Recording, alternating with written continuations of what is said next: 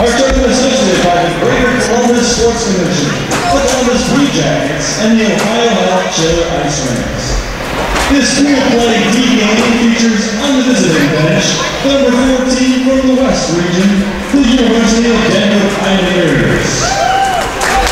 And on the home team bench, number 2 team from the Northeast region, the Northeastern University Huskies. Let's meet the starting lineups for today's game. First, for the visitors, the University of Denver Pioneers. Starting at right defense, number 8. Is this your water? No, it's left over. No, that's fine. Is it yours? Yeah. Oh, okay, that's cool. No, it's fine. And at defense, number 6, Kyle Sun. At right wing, number 22, Ryan Gandy. And at left wing, number 17, Garrett Awanesia. At center, number 14, Michael Hoffman. And starting in goal, number 30, Alexander Medeiros. The Pioneers are coached by Dean Clemens.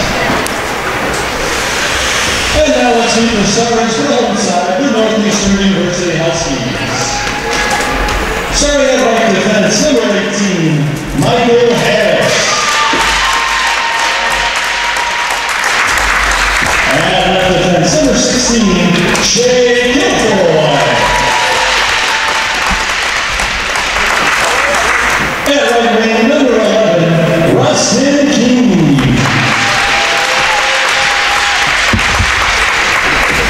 And left wing, number 10, Matt Cozio.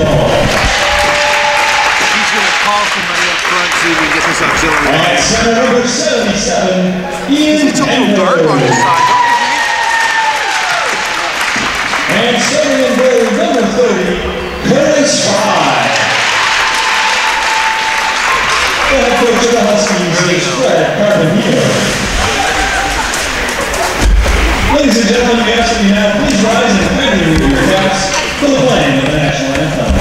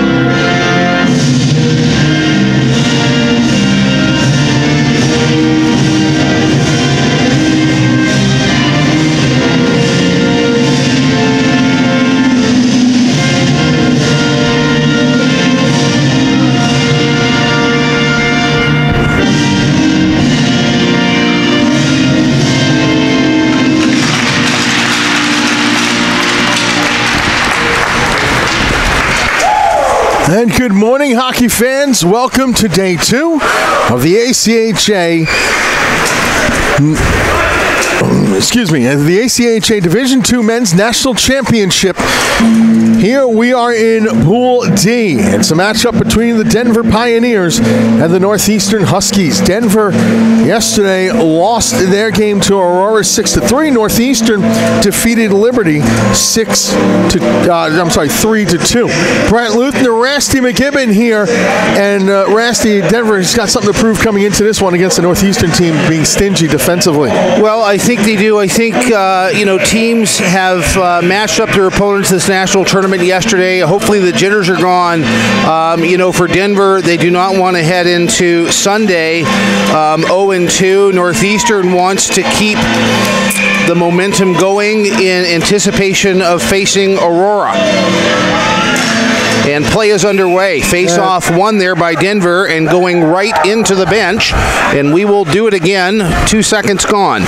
So, with Northeastern winning against Liberty, and they pretty much stifled the Flames yesterday, coming up against the Western team. And the Western teams always like to play that offensive style, Rusty. And we'll see how that goes this afternoon. Northeastern in the white jerseys, trimmed in the red and black. Here's Denver. Going right to left here are the Pioneers in the maroon jerseys, trimmed in gold and white. The left to right skating Huskies. Ian Penvos, number 77, puts around the boards, and then it's tied up on the far side. Pioneers can't quite gain possession. Pioneers were in a game yesterday in their matchup against Aurora. They were tied 3-3 after 2, and then the Spartans put up 3 goals in the third period to run away with that one. I actually was on this rink yesterday and did not have the opportunity to see either of these teams play. Denver, Aurora scored that goal early. I had the call of that game. Aurora scored that goal early in that game, I should say.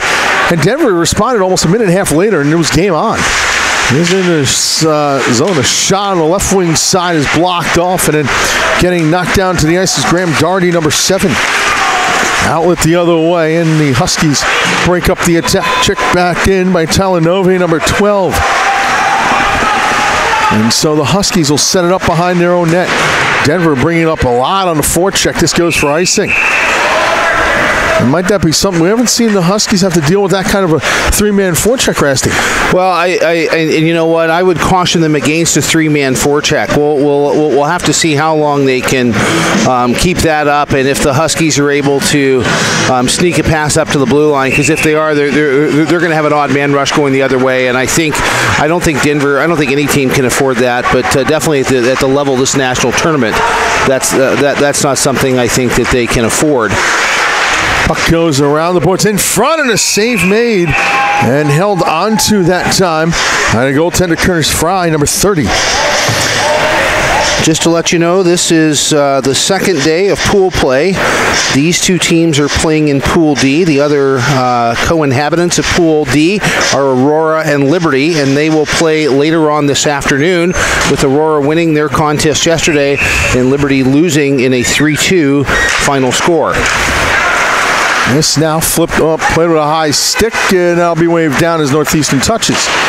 A center ice dump in goes right into the netting, and souvenir time for someone in the front row. So last night they had used so many pucks that they finally had to get someone to bring some pucks out, I guess from the lobby. And we were really wondering if the puck was not going to be on ice and very lively, but it didn't appear to be. See if they have that problem again today. Of course, they have a bunch of pucks for tournament use and then some for souvenirs and for purchase. And unfortunately, they're gonna have to dip into that. Yeah, they may have had to go purchase one at the at the bodega. Down in front, save made, rebound loose and goes across the crease. Far side corner now, pass out to the point. Nick Tavoni, number 10, that pass intercepted, then comes bouncing out to center. And now here come the Huskies. It's an odd man rush the other way. Dipping the shoulder, moving in, the opportunity for Tyler Hill, but he couldn't finish. And then covered up that time in front by Alexander Medeiros, number 30. And that's the first odd man rush we've seen by the Huskies, and we will need to keep an eye on that. I've even seen that the defensemen from Denver are a little eager to get into the play and pinching a little bit, definitely there on that far point. Getting thrown out of the face-off circle is Denver, and they bring in a new... The shot, score off the face-off! That is Henry Sheffield. And a clean win there by Northeastern, and a goal scorer's goal as he picked that top blocker side corner, and it was posted in. And with 2:19 expired, it is 1-0 Northeastern. Sheffield putting the goal home. 1-0 in favor of Northeastern. Sheffield, he had not scored a goal in the regular season, puts one home here in the tournament. And front, save made held on to. The The lone assist, not verified. It's Joe Potente, number 14. Sheffield for Potente at 2:19. 1-0 Northeastern.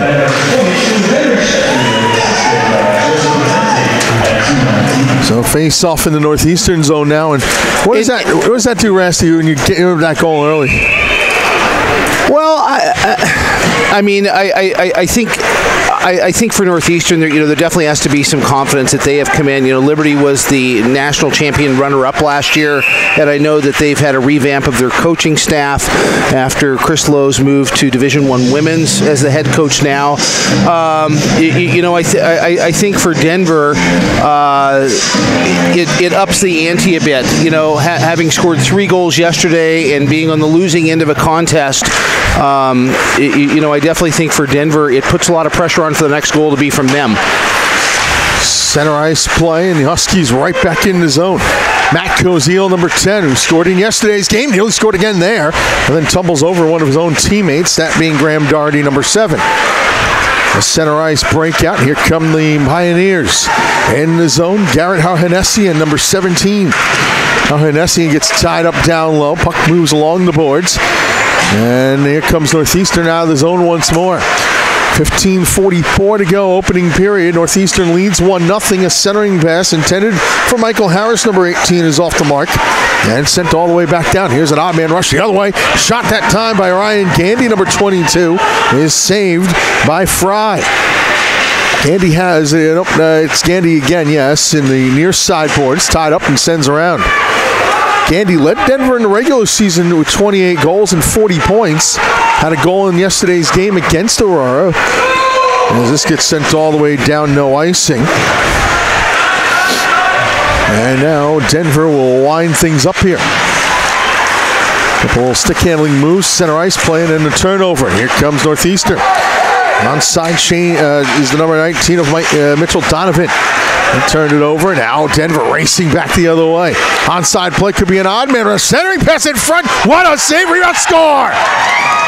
Slammed home on the doorstep by Tyler Novi. Game tied at 1. And what's interesting is the man that carried the puck into the zone got it off the leg pad, and the trailing man was able to put it home. But good second effort there by Denver. A lot of character to come back that quickly. 4:15 at the 4:11 mark. There's a 9 on there. Yep. This scoreboard needs a revamp, but that's all right.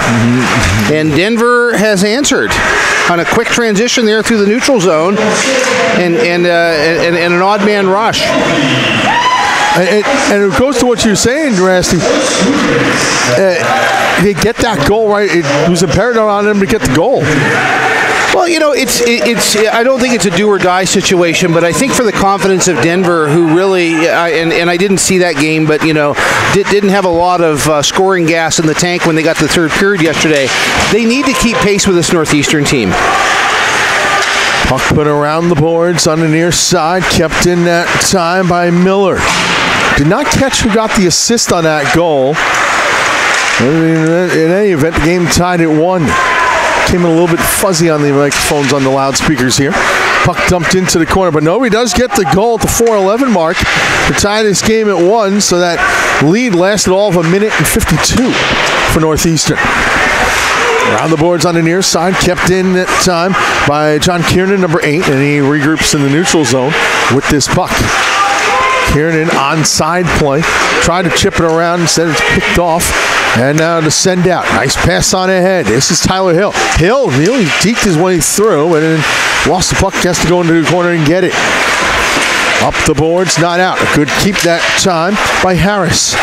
Mitchell Harris got the puck down. Michael Harris, I should say, trying to get through, and the puck goes behind the net. Denver wants to start their breakout. Can't quite do so yet. Big collision and a 1-on-3 the other way. Moving in, Josh Rubin, save made, and we get ourselves a whistle and a face-off with 14:01. Yeah, you're right, Rasty. Yeah, it needs a revamp. A little bulb issue on the scoreboard there. Needs some new Christmas bulbs. Yep. Go down. 1-1 if you're just joining us. Brent Luther, I'm Rasty McGibbon. This is the first game on Pool Play Day 2. Columbus, Ohio Men's Division II National Championship. Now, who's sponsoring the gondola this year? Veterans of Foreign Wars. Back to the vets again as this goes out of play. So I want to tell you about one thing that happened last night, which you don't see a lot. So in the Trine UNH game, the last game of the evening, the Trine goalie cleared the puck in the first period, and because that glass there is very, very low, like probably some of the lowest glass I've ever seen in any rink, he actually got a minor penalty for delay of game, which is a hard one to swallow, especially when it's your first national tournament. Breakout pass, and away goes Northeastern. Rustin Keene, number 11. Throws one towards goal. Save made. Puck sits loose in the slot. And then a backhand goes wide. Ian Penvose saw that puck sitting loose in the slot and had him. It must have looked like a big old steak dinner right there. And it was swept away before he could get the turnover. Down low. Save made. Rebound loose in the corner. And he was flopping around his belly there, but good effort by Denver. Off the turnover in the zone, and the forecheck goes on again. Did not see this forecheck yesterday out of Denver, so maybe most of that game was played with those jitters. They were talking about, their coaching staff had talked about the jitters going into it. Let's see what happens here with the Pioneers. Tipped into the zone, line change on. They're going to change 5 at a time there. 12:50, and this one goes out of play with 12:53 to go. First period. Another souvenir. You got yourself a Suvi. The lady beside him is more focused on her Tim Hortons. Which, by the way, I was loving life when I found out today that Tim Hortons hot chocolate here too. It's the official drink of Rasty McGibbon. It's the official drink of hockey. let's be real here. Puck put around the boards, and every time I take trips up to Canada in the Can-Am Baseball League, there has to be a stop at Tim Hortons. It's mandated. Onside, a shot that whistles to the glass. But one of our sponsors is Marathon, and I will tell you, if you do have the opportunity to stop and patronize Marathon for gasoline, get yourself a large coffee. Marathon, an oasis for a weary traveler. And well, I'll be sure to tell Mr. Shapiro, who drove the wonderful wheels here, who's manning our camera here this morning. We'll make sure he stops at Marathon to do that up, and he'll probably need a coffee for the ride home. Yeah. How many hours back to Dirty Jersey? With a stop about 9. Yeah. And we'll stop for gas. We'll stop for just to grab a quick bite. Nothing.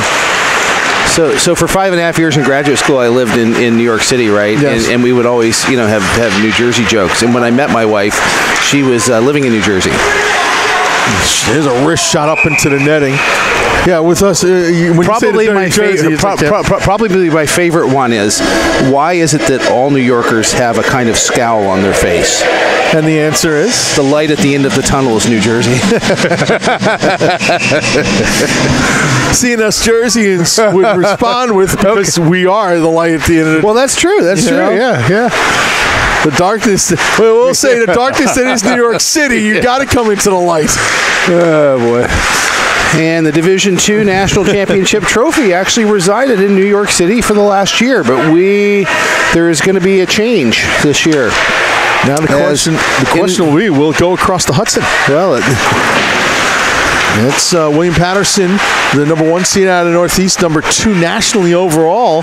Would like for that to happen, but had a scare yesterday, an 8-6 win over Adrian, which they gave up 3 goals in a minute and a half, first 5 minutes of that game. Turnover, pad, save, and a hold on that time by Medeiros. I tell you what, Rasty, we've had some good competition in this tournament so far. There hasn't been any one ugly result just yet. No, I would say probably the upset was yesterday UMass Penn State, a 4-1 matchup, and it ended up actually 4-1 as well, which was I think a surprise to many. Yeah. I mean, Penn State was rolling coming into this tournament, and I think people were surprised, not so much about Penn State, not just Penn State losing, but how well UMass played in doing so. Interesting thing in conversations about UMass, they had a very hot first half of the season, and then when Christmas holidays kind of came along, they really cooled off. But they feel that they are peaking once again. They found their rhythm. I think what you're seeing now is more representative of that UMass team than the swoon they went into to start the spring semester. A pass out in front gets the glass. The rebound to the far side boards, sent along that time by Kilfoy. And Shane Kilfoy can't control. Puck goes down low, and there's a setup for Northeastern. Penrose tries to put it in front, couldn't do so. And this will be flipped up into the rafter. No, it stayed off the rafters. So one thing that you're starting to see in the last 2 playing minutes here is prolonged pressure by Northeastern as Denver almost looks very pinned in their own zone, and they had the opportunity to skate the puck out there last time. And instead just did a very high flip to relieve the pressure. Around the boards this goes, trying to skate it out to Vonian. He eventually does, and now it could be a 3-on-2 with Hustle. Or a shot blocker save, I should say. A rebound kicked into the near side boards and into a far side corner. 9:46 and counting. First period, tied at 1. Northeastern and Denver. Day 2 here in Pool D. Denver needs a win, and there's a penalty call coming up, and it's going to be against Northeastern. And to the penalty box will go Dan McGrath, formerly of the band Sugar Ray. So we'll take a time. There you go. Take a timeout. 9:26 to go in the first period in a 1-1 game. We'd like to thank our tournament sponsors in this game. Marathon Oil, the aforementioned Marathon Oil, fueling the American spirit, as well as the R-Bar, the best bar to watch hockey in Columbus at 415 North Front Street, and the Three-Legged Mare, great for lunch and dinner in downtown Columbus at 401 North Front Street. Brett Luthner, Rusty McGibbon. 1-1 to score with 9:26 to go in the first. And all in all, back and forth, even affair thus far. Absolutely. Our media timeout. I'm actually surprised they called a media timeout on... a penalty, but this works a little bit in favor of Denver. It allows them to rest. If any of their guys were out there, it allows them to rest their power play units. I'm a little surprised that they would call a media timeout on a called penalty. Because of as this is saved or sent out of play, I should say, it's because of the penalty has not started. Gotcha. Okay. And thus, or the power play has not started, and thus they'll call the media timeout then. Okay, very good. If it was in the middle of a power play, it would be a different story. Yeah, they wouldn't do it. So the penalty to McGrath, power play is on for the Pioneers. Puck put behind the net. Now the tie-up ensues. So a lot of puck support there by Denver. They had 3 guys behind the goal line. And let's see what Denver is going to do on this power play. First special teams opportunity in this game. Here's a wrist shot through a screen. Stopped in front. A rebound bounces behind the net. Taking a tumble that time, John Ainsler, number 13. Pioneers had control. Now the Huskies break out the other way. Short-handed. A 1-on-3 flip-in by Doherty. We've seen early on Northeastern really restricting it to 2 lines for Esti in the early going despite the deep benches. Onside, nice move going into the zone, centered out in front, and eventually goes into the corner. And now the Pioneers set up once more. Worked around, a one-timer, hits the leg in front. That blast from Brian Desmond, number 15. Desmond has it again, takes a look, then sends a pass on off. That wrist shot goes across all the way through. Novi behind the net. And the Huskies gain. Do not clear the zone. Keep it. Turn around. Novi. And save made by Fry. The rebound gathered by Peter Camardo, number 15, and clears the center.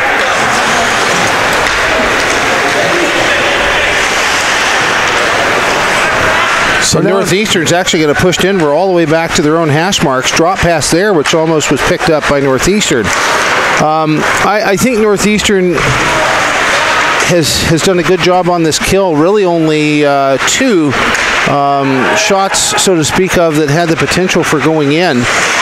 Denver has been able to maintain the puck in the zone for a large amount of the time as we're expiring now back to 5-on-5. Penalty is over. Denver 0 for 1. There's a shot that whistles wide and just caroms out of play, getting a stoppage. That's it. Souvenirs are accumulating. Yep. They are definitely racking up. 7:21 left to go in the first period. I'm Rasty McGibbon, accompanied by Brett Luthner. This is day 2 of pool play at the Men's Division II National Tournament. We're in Columbus, Ohio. Cross-ice dump in. Going after it, sending it around the boards. Jonathan Miller, number 9, sent up and all the way down. And another ice. Check that was number 8, John Kiernan. So another face-off in the Pioneer zone. Yesterday I wore dress shoes. My dress shoes, I found out, are not as comfortable. Oh, really? Okay. The sneakers have come out today. A lot of standing we do in these 3 days. I won't tell. Oh, that's right. I know I'm not going to be on camera anyway, so. Because in terms of faces, I've got the biggest face for radio. Onside play, moving in. Koziel, shooting save made. Backhand rebound turned aside and put into the netting. Getting a stoppage of play. 2 saves by Alexander Medeiros.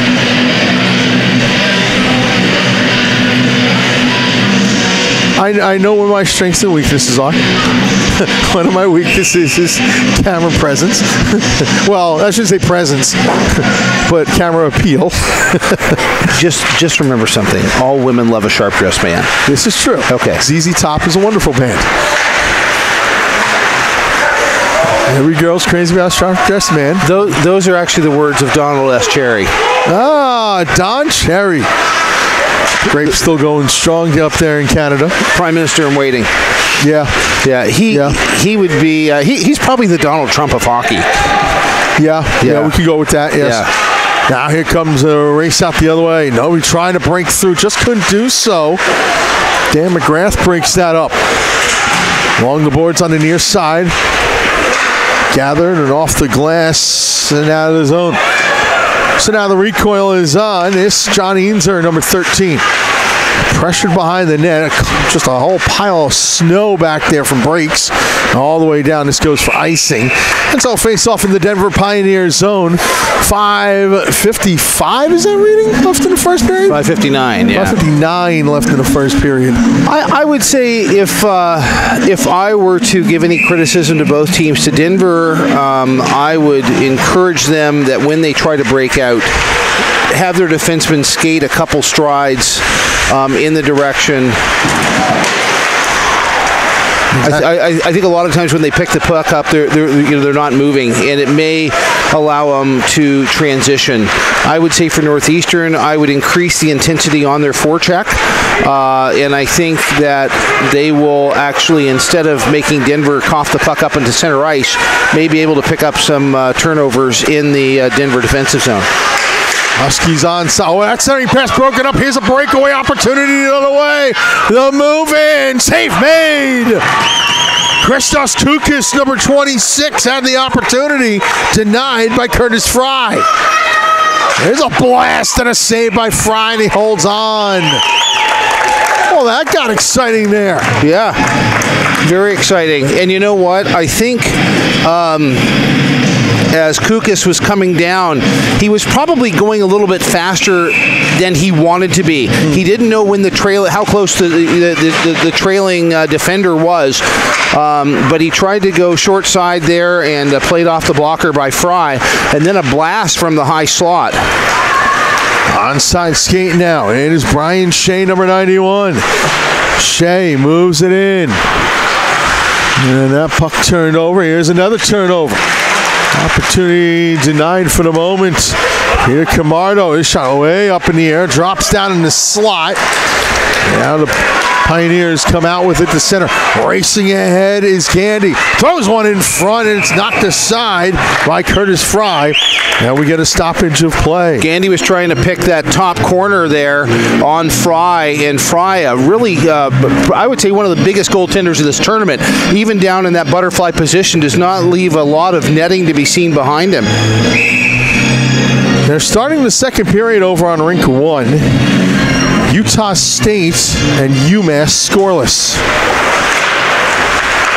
Puck goes around the boards. We're tied at 1 here. 4:26 and counting, first period. An onside chip into the zone, dump and chase variety going on for Northeastern. Here's sideboards, Denver up to the blue line. Good jump and keep in by the number 18 of Michael Harris. But see, when I'm talking about Northeastern, they've only got one guy forechecking, okay? And now when they tie the player up, there's no second man there for puck support. So I think that they could be able to maybe harvest a bit more offense off of that. It looks like we're going to have a penalty here. Yep, penalty behind the play, a hooking call. And so it's power play number 2 for Denver. As into the penalty box will go number 11, Rustin Keene.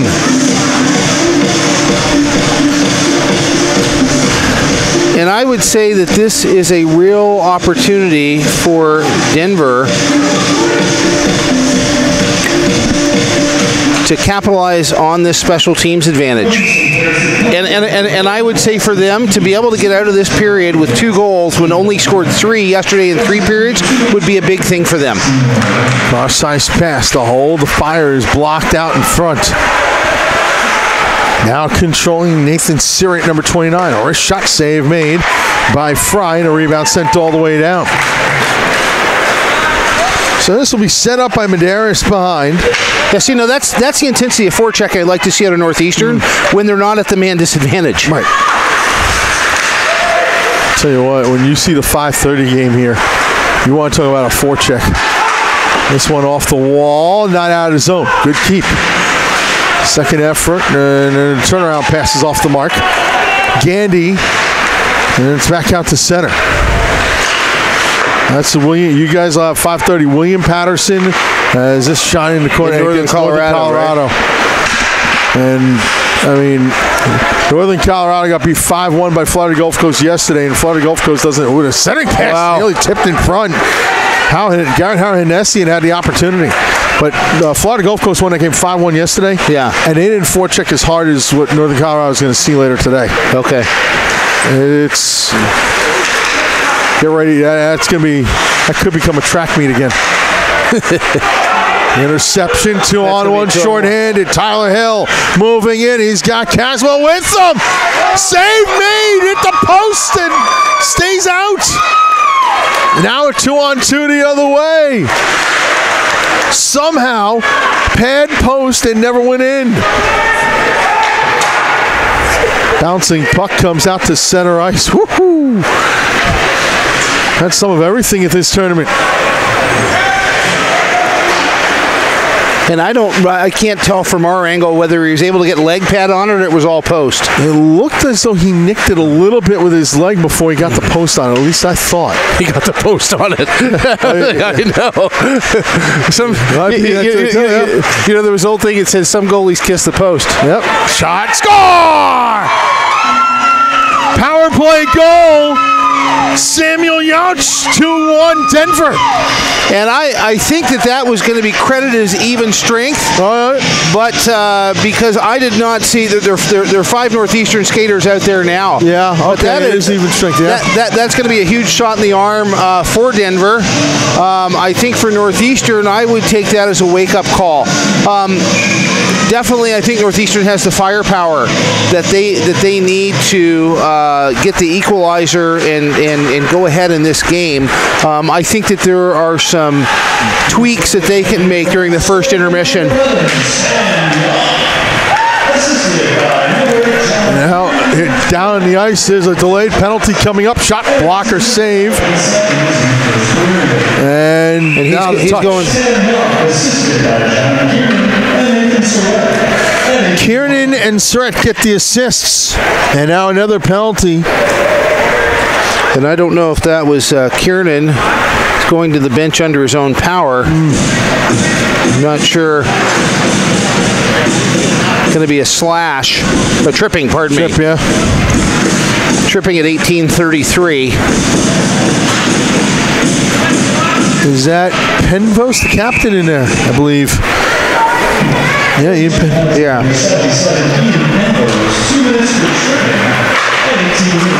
So power play number 3 on for Denver. They're 0 for 2. It was not a power play goal. The penalty had expired to the blue line, but not out. Denver setting it up. Desmond tried to send back to the point. The tie-up ensues along those boards. And Denver still in possession. Centering pass off a leg. Man down in front. Puck's not cleared. A one-timer by Novi misses the net. A rebound. There goes the net. Net goes off, and down goes a Denver player, and some pushing and shoving afterwards, and there might be another penalty. I think there is. I think they're going to put a couple guys off, which probably would be the good thing. Well, it looks like Ian Harrington's going to have the skate of shame. Well, there's a little bit of pushing and shoving after by both guys, and you know what? That's the right call. That's the right call. Get them both. Yeah. If you are just tuning in, the physical play has escalated a bit at the end of this first period and really seemed to go up a notch after that second goal by Denver, as they converted just seconds after the man advantage for Denver had expired. 54.2, yeah.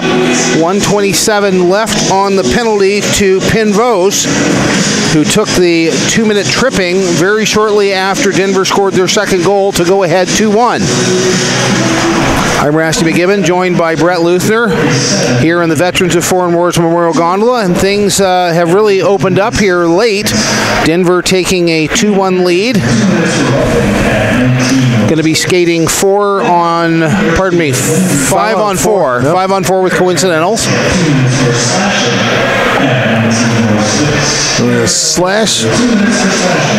Slash on... Probably a slash and a rough, I would anticipate. Yeah, no, Hennessian and a rough on Harrington. There was a goal scored over on rink 1. We can hear the horn going off over there, so at some point we'll give you an update on that game. Rasty's going to go down and grab the interview. Puck sitting in the slot, still loose, and eventually worked free, and we'll get a whistle and a penalty call here.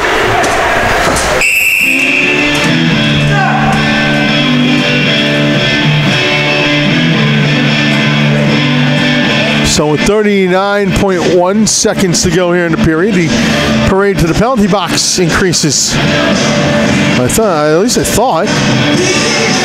Yep, that'll be the case. A roughing call. It's a 5-on-3 power play.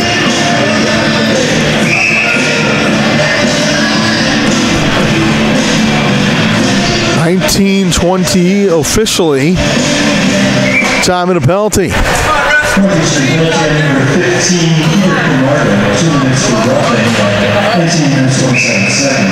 Camardo for the rough. 5-on-3 for Denver.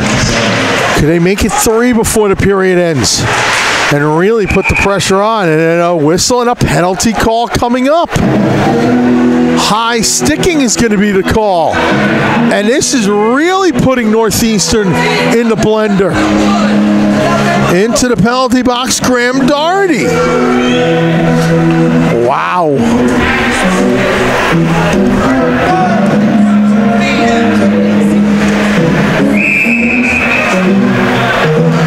High sticking on Doherty. Oh, an extended 5-on-3 now. Blocker save made. A lot of penalty carryover into the second. There's a wrist shot that misses the near post. 10 to go in the period. A wind-up and a blast. Save made. Fry. Rebound sits loose. And a whistle is blown. And another penalty. Hooking going to be the call.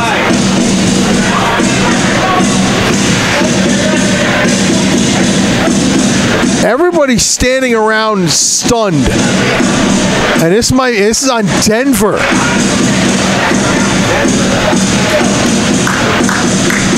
Into the penalty box, Nathan Sirrett.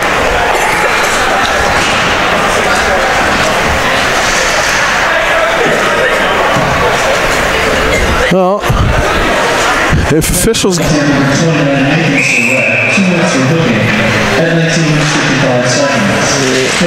off the draw, puck in the corner, and that's going to finish out the first period of play in a period that ended up having, we didn't have a penalty halfway through that period. We ended up having 8 penalties assessed overall, 6 of them in the last minute 27.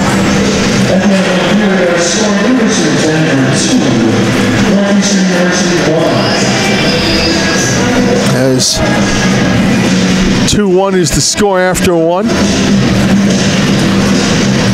And Rasty McGibbon is trying to get an interview at ice level. There we go. He's got the head coach of Northeastern. Go ahead. Oh, not yet. He's not ready yet. Get him out. Frank Carpenito.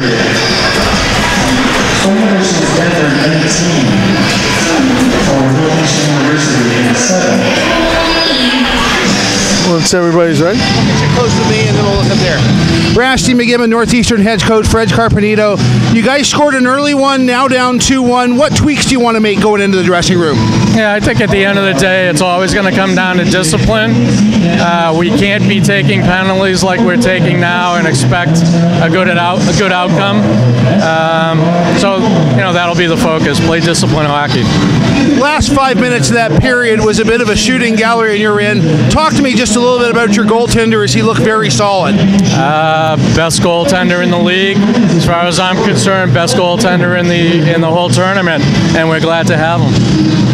At times, you guys had a very aggressive forecheck.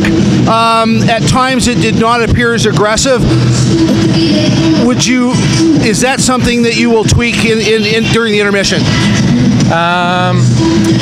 Yeah, we like to be aggressive. We always like to be aggressive because we have pretty good team speed, and we like to put pressure on their defense. So, yeah, that would be the focus going forward. Coach, thanks very much for this. Good luck in the next 40. Okay, thank you, sir. Thank you very much. We'll take a timeout here. Media silence. Our score at the end of 1, the Denver Pioneers 2, the Northeastern Huskies 1 here in Pool D on day 2. You're watching the 2018 ACHA Men's Division II National Championships on the ACHA Network.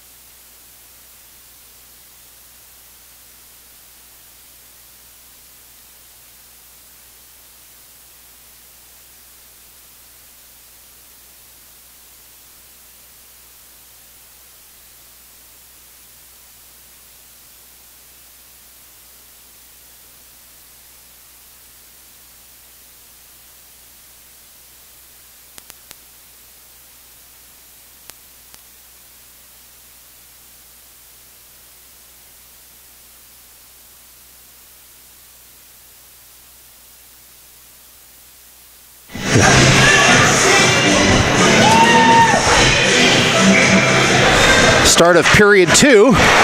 We have some 4-on-3 action, and we will get these penalties sorted out for you. We're asking him and Brett Luthner. Shot by Denver. Long rising shot for the point into the glove of Fry there, and he's going to stop play with 11 seconds gone in the second period. So there are 4 players in the Northeastern box and 2 for Denver. Denver taking a penalty with 5 seconds left on the clock. Also a set of coincidentals up there. And Denver is going to work this puck into the goal and snap it as that went wide. And back around to the near point, picking it up again is Denver. Denver's going to go cross ice. One-timer in the slot and played off the leg pad of Fry. Denver again working out to the point as they're using the point very heavily. And beautiful sliding across the crease was Fry, and he took that right in that Husky emblem on that large white sweater to keep this one at 2-1. Thank you, Rasty. We had a little bit of a camera issue over on rink 1 that had to be resolved for a moment. Thankfully, that has been. Glad you can join us back here on rink 2. Denver still in a 5-on-3. Blast goes wide. So we're around the boards, yeah. We're still working at the penalties. There's a ton of them. Save made and Fry holds on. So right now there are 3 guys in the Northeastern box. One of those is a coincidental, as well as one in the Denver box. Right. In 40 seconds, it is going to be 4-on-4, and then it will be 29 seconds after that will be 5-on-4 in favor of Denver, and then about 30 seconds after that, the final Northeastern player will come out. Yep. Now, one thing I talked about yesterday is lack of screen or lack of deflection. Mm-hmm. I think, when you have boiled down all of the teams at Division II in the entire country and you've gotten the 16 best, right? The level of goaltending is so high, you're not going to score on these guys. I would say it's rare you're going to score from 20 feet or more without a deflection or a screen. And so for Denver, this is a golden opportunity for them. They need to get bodies in front of the net. I remember 2-on-2, I should say. Shot goes wide, and another penalty. Maybe I should just stay off this rink because we won't get penalties. Because I come back and all of a sudden here's another one. Well, and you know what? That is lack of discipline on the part of Denver. Okay, they had another man advantage. They were in the zone for 12 seconds, and that is the equalizer, and actually will give about a 40-second power play to Northeastern when all this boils down. They took another penalty at the 1955 mark of the first period, also in the offensive zone, and those are the penalties that as a coach you just go nuts. Yeah. So we're playing 3-on-3. And then the other thing, the face-off comes 150 feet all the way down back to your defensive zone if you're Denver. Now it's 4-on-3 for Northeastern briefly, but they do have the 4th out there now. Holding it is Harrington. So another 20 seconds, going to be 4-on-4.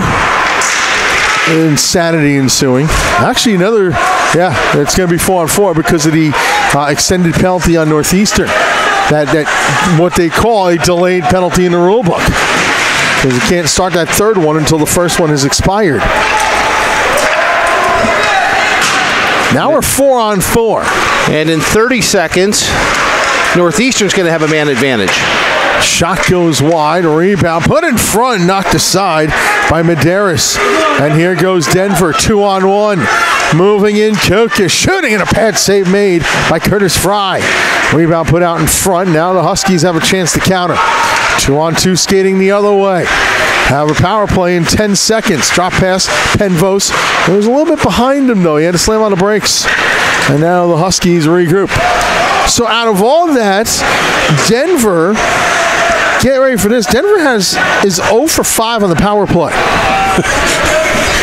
No, that's actually really good because I don't know how I would have boiled that down. I mean, I'm actually. Well, no. They're 0 for 4. I take that back. They're 0 for 4. Don't worry about that 5th later. No, because they had before that first of those 3 penalties came off, Denver committed one. So that's technically right, yeah. The last Northeastern power play never, penalty I should say, never had a power play attached to it. Now Northeastern's on the power play. It's their first, believe it or not.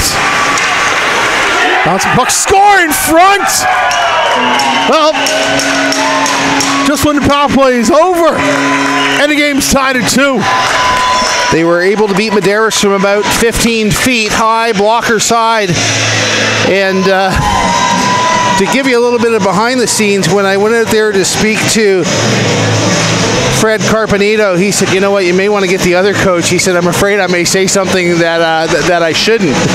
And I said, you know, I have been coming to national tournaments since 2005, and I said, you know, they have an incredible way of evening themselves out, and that is the proof in the pudding right there. As now, with no penalties on the board, the score is 2-2. So Harris and Cunningham assisting on the Doherty goal.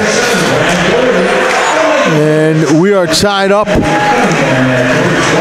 at 2. And tie up along puck at the blue line, and out come the Huskies. It's Caswell. Chris Caswell drops it back. Brian Shea couldn't put it in front. Puck comes out to center, and the recoil once more.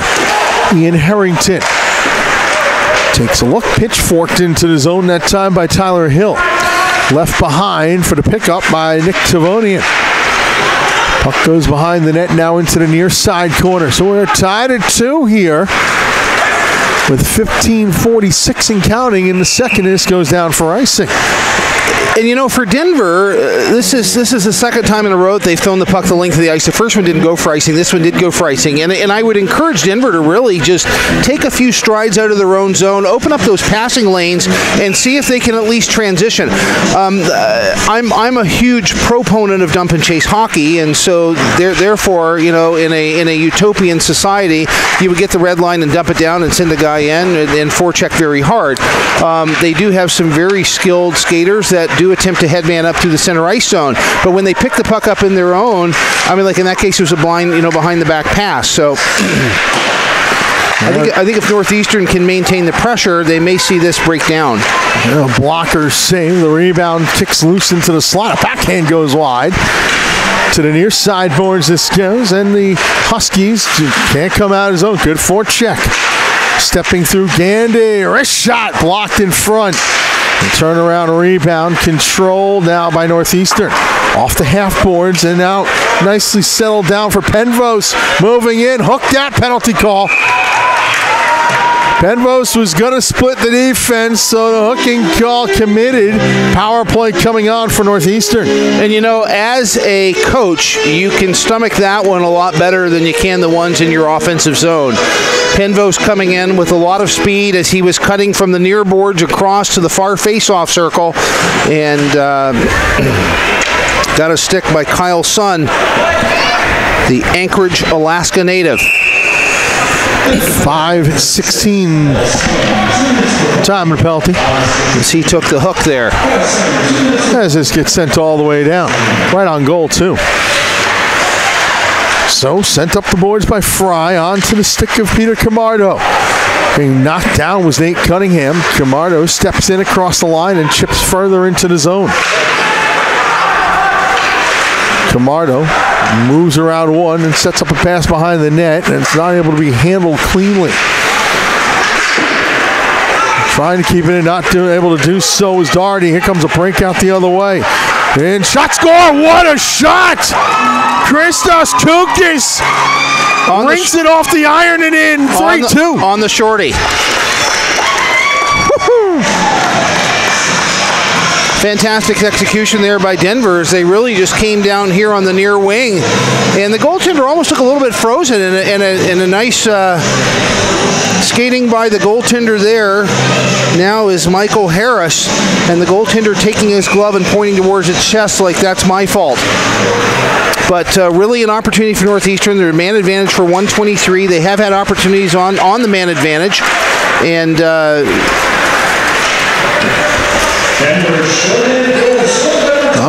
that's the first shorthanded I've seen this tournament. Have you seen Second one? Second. William Patterson's DJ Sabato scored one yesterday.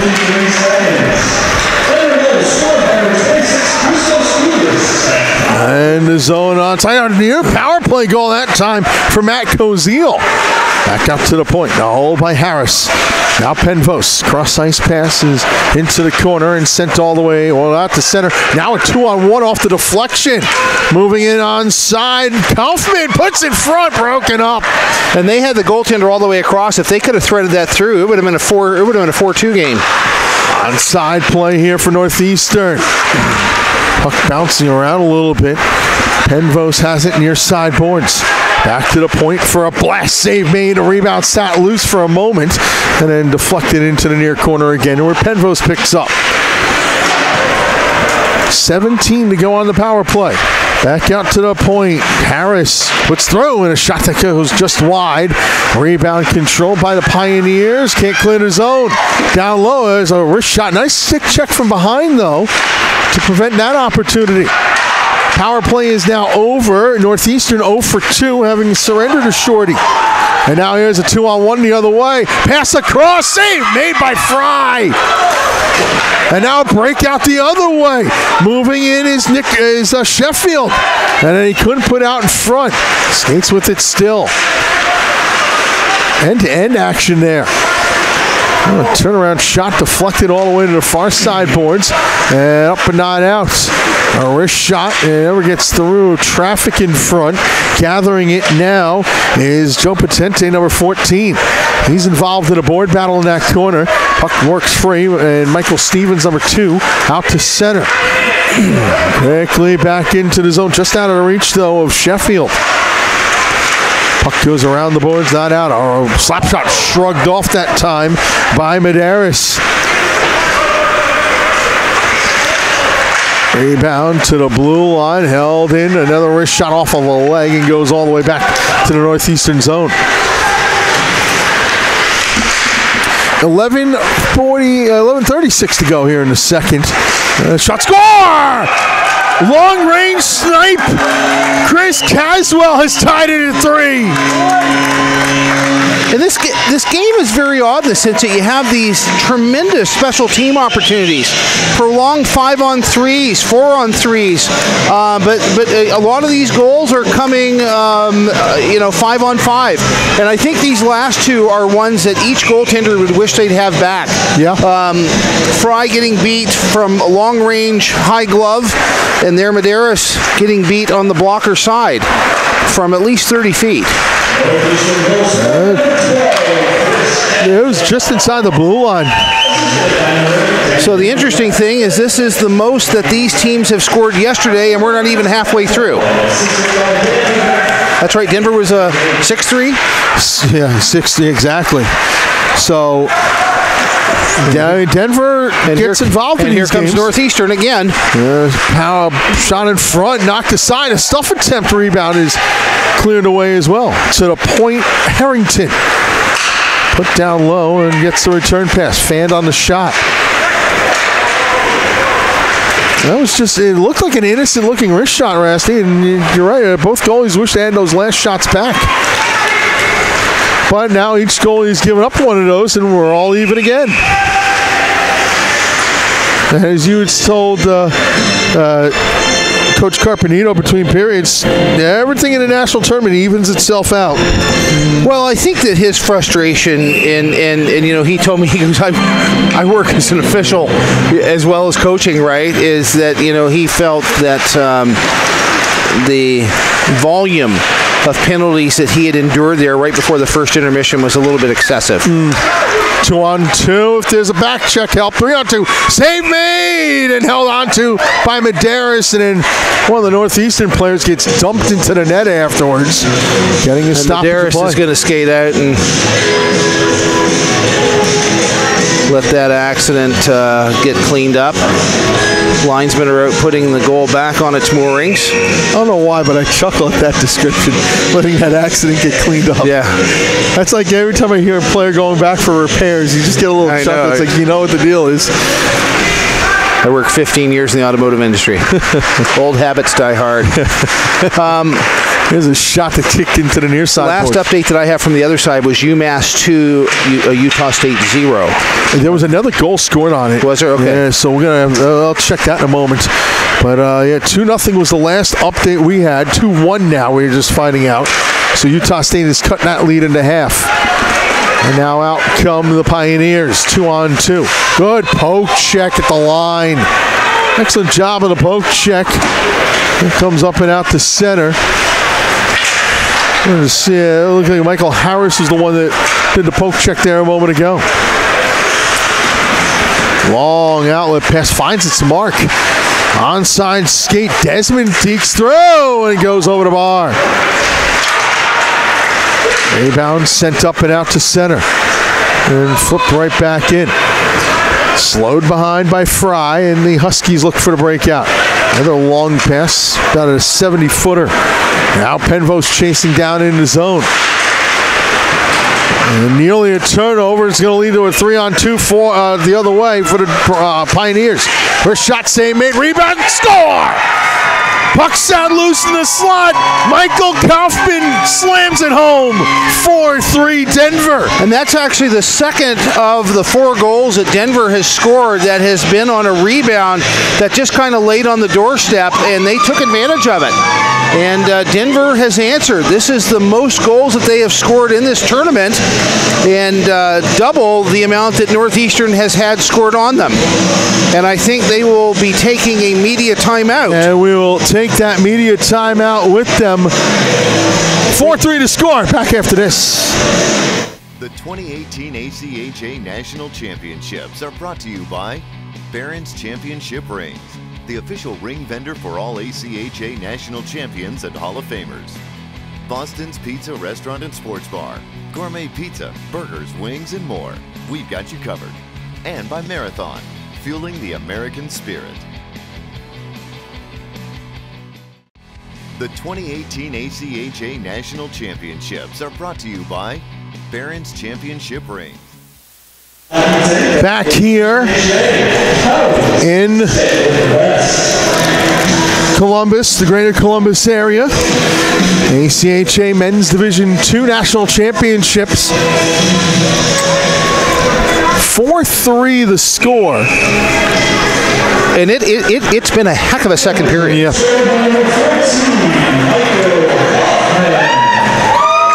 And, you know, I'm a believer that the goaltender's obligation is to make the first save. I believe that after that, it's a defense's job to get the puck the heck out of the way. And that last one, only the first half of that prophecy came true. This one into the Denver zone. A bouncing puck goes up in the air, and now out come the Pioneers. Centering pass that time by Ryan Gandy. Off the mark, and Denver keeps it in. Gandy again. Puts it in the near side, going after it. Hauhanessian. And then that turned over, and now the Huskies look to break back out to center. Long pass, a little bit too far. It's going to have to be covered up by Medeiros. And I'll tell you one thing, Denver is really forechecking very hard. They're on that last one. They've gone back to what we saw very early in the first with 3 men in deep. Actually, the defensemen were at least 8 feet inside the blue line. So they've got to be careful because Northeastern is going to try to stretch out and catch that man sprinting in behind them. Is that N2, I believe it is. 2-1. UMass leads Utah State. Utah State needs to win to stay alive in the tournament. You can lose 1 in group play, you can't lose 2. Losing 2 in group play usually means your tournament ends the next day. Now puck tied up. Only the group winners advance to the national semifinals. The pool winners. Yeah, the pool winners, group winners. Either way, I guess group for soccer. Oh, score in front! Almost getting a pin on it was Fry, but Sam Yauch makes it 5-3 Denver. And Denver has exploded in this second period.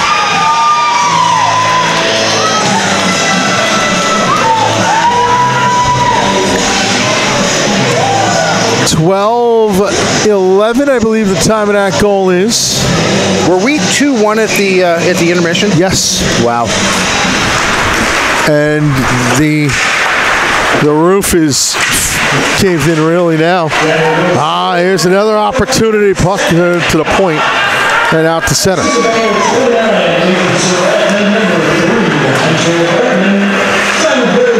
Surratt and Hartman get the assists. And a penalty call coming up. And a whistle is blown. It's going against Denver.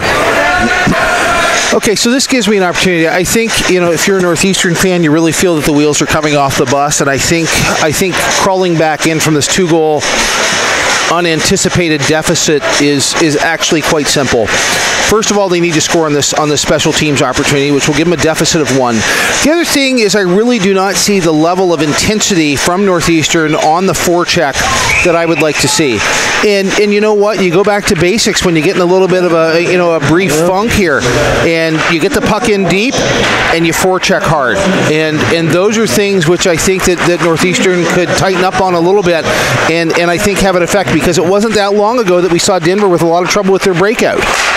Back out to the point, and Northeastern shot, score! What is that power play goal you were talking about? Rustin Keene. Was that me? Was that me that said that? That was you that said that, yeah. Okay, very good, very good. 5-4 now. It's not often I'm right.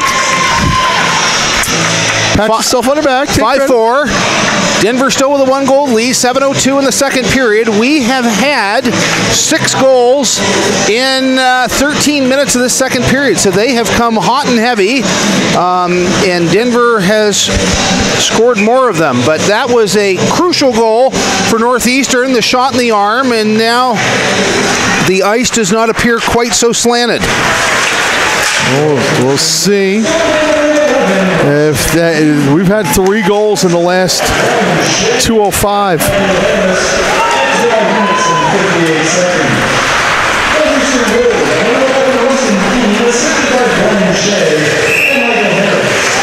And there's a second assist on that goal. Is this one down for icing? There's a second goal. Michael Harris gets the secondary. So it's Keene on the power play from Shea and Harris at 12:58. 3 goals combined in 2:08. So the goals have come at a fevered pitch. Turnaround shot, Say Main, ticked into the corner. And being that goals against is the tiebreaker before goal differential, this game, as it continues on, makes a boatload of difference if you get in those situations. Well, it really does. And you know what? I was just thinking, after this game, we're going to have to go and find the printer and get these tiebreakers printed out, because people are going to start asking. Andrew Shapiro's got the whole spreadsheet laid out already. Does he? Okay. Yes. But we'll get to that in a moment. I can list them off. A big hit put on. Gandy goes down. And then the man who put on the hit also intercepted the shot and then clears it all the way down for icing. And that being Michael Harris. I think they're going to complain about that one. And he does, yeah. So just a reminder, it is who is winning the race at the face-off dots. And I think they would probably say it's neck and neck, but one thing they do not want are these NHL-style board, end-to-end board rushes with collisions at the board. Right. So I think they're going to whistle it down. Face-off to the left of goaltender Curtis Fry. So it's as this one goes out of play. Head-to-head first, wins second. Okay. Goals against is third. Okay. Goal differential is fourth. And then you get to the fun stuff. Penalty minutes, the fewest penalty minutes will be fifth. The fastest goal scored in the tournament, sixth. And then periods 1, seventh. Now the fastest goal from the start of the game or in a period? So like if you scored 2 minutes into the second period, that doesn't count. Start again. Okay. All right. And then what? And then what? And then is it the coin toss? It's the coin toss eighth. But if you can get through the first 7, tied. Oh, my land, yeah. If you can buy a lottery ticket, that's what exactly. I say. Yeah. And Andrew Shapiro and I were working on that spreadsheet last night, which was some fun stuff to do, to say the least. So now on the spreadsheet, are you like... Say Maine held on to. I'm like, are you starting to write out the tie situations? Is that it's all clocked in already. Yep. Good, okay. All right. So that this way, and Shapiro's going to update as the day goes on. We do need to get a printout, because inevitably what happens later on today, day 2 of pool play, people start running the numbers, the parents, the fans, even the coaches start running the numbers, and what do they have to do? And you do see some really weird scenarios of coaches who are winning a game pulling their goaltenders so that they can stretch out the goal differential. Yeah. And this goes all the way down, no icing.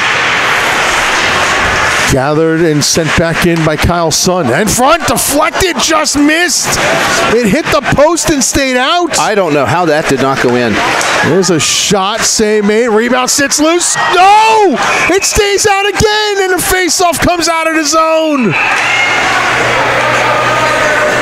For sure, I thought that was a 6th goal for Denver. Well, I thought that was actually 6 and 7, to be honest with you. I mean, I don't know how the first one. It appeared to go through the goaltender Fry, but seemed to careen off that far side post and didn't go in. And then he made a nice save with a juicy rebound on the far side, and I thought it was a surefire in, but it careened off into the far corner. So Northeastern really dodging a bullet ×2 here. Onside, Penvo shooting, and a save made by Medeiros holding on. And Medeiros really didn't know where that one was going. 4:44 to go, second period, 5-4 Denver. It's been a fun game. Holy moly, this second period is... This has been something.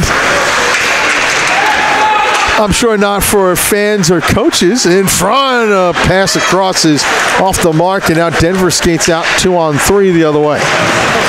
Dump into the zone, slowed down by Fry behind the net. Turnover, put in front, and the net's off again. Fry diving back to try to prevent a goal from happening, knocked the net off. Fry was under a lot of pressure there, and he was really hustling to get back in the goal because he was afraid that since Denver picked up his redirection behind the goal, he's afraid they're going to get him on a wraparound. Off the draw, puck put to the point, a shot deflected up into the netting. Well, it's not the highest scoring game just yet. It may be the highest scoring second period, though. Yeah, 2-1 after So we've had one. 6 goals in the second period, yeah. Yep, that's the highest one of the tournament so far. I had a lot of goals last night in that New Hampshire game. New Hampshire 5-4, game, yeah. Was that 6-5? It was 6-5. I don't think there was a 5-goaler. This goes all the way down. It was 2-1 after 1. It was 5-2 after 2. And then somebody just scored over on rink 1. So we'll get an update on that. A real effort to get the update there. Onside, a shot goes wide. Rebound to the near side. Knocked down, and Harrington blast, leak out, breakaway opportunity. Gandy in, Deeks, and a save made. Following him all the way was Curtis Fry, and he got a piece of it with his glove, and a penalty call coming up. It happened somewhere behind the play. Our referees, by the way, we never had a chance.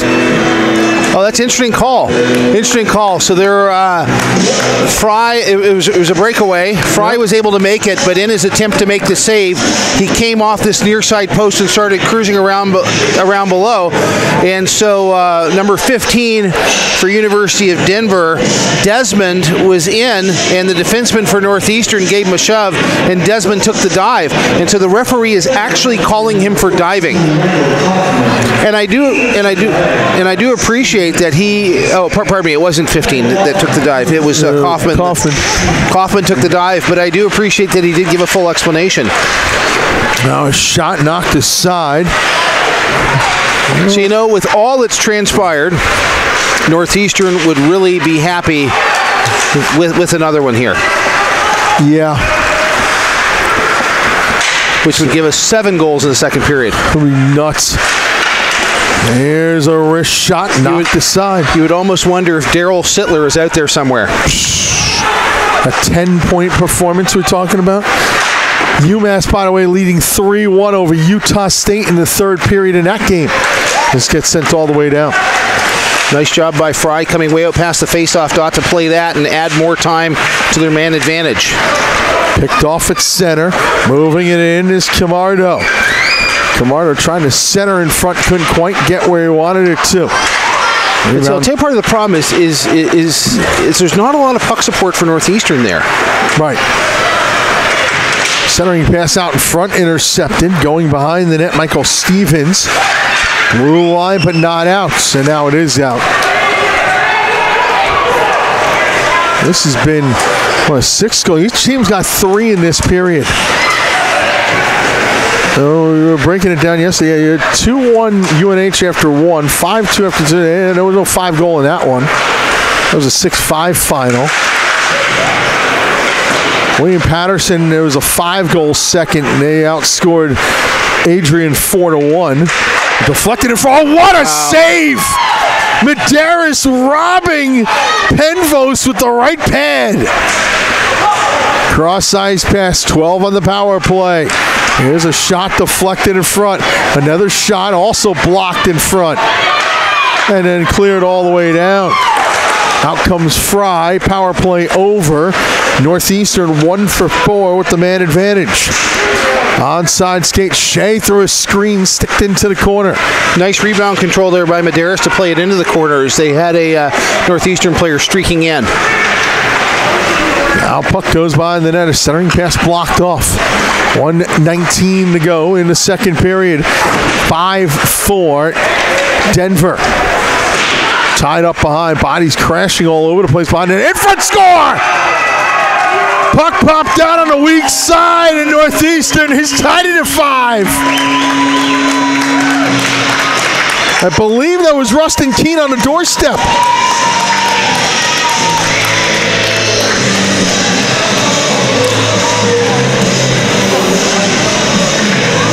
For Keene, his second goal of the game.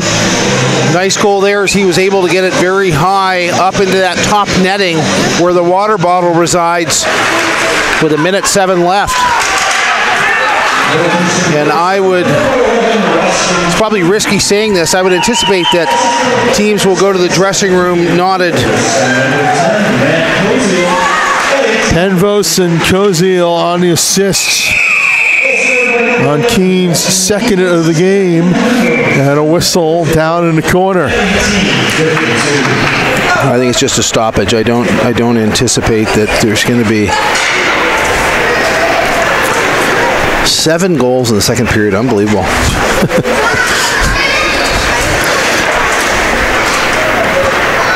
I mean, if people walked in and saw a 5-5 on the scoreboard, you know, they may think, but I mean, like, you realize we've played 40 minutes of hockey and we've had 10 goals scored. Yeah. So, I mean, that, you know, that averages out to every 4 minutes, but considering we've had 7 in 20 minutes, I mean, that's... Well, if it ever gets to that 7th tiebreaker, as this is covered up by Fry, period's 1. Yeah. Each team, if this holds, will have a period 1 in this game.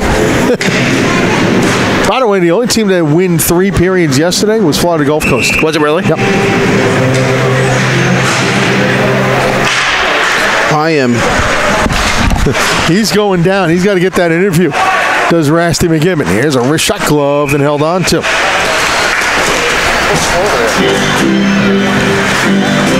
So another face-off to come.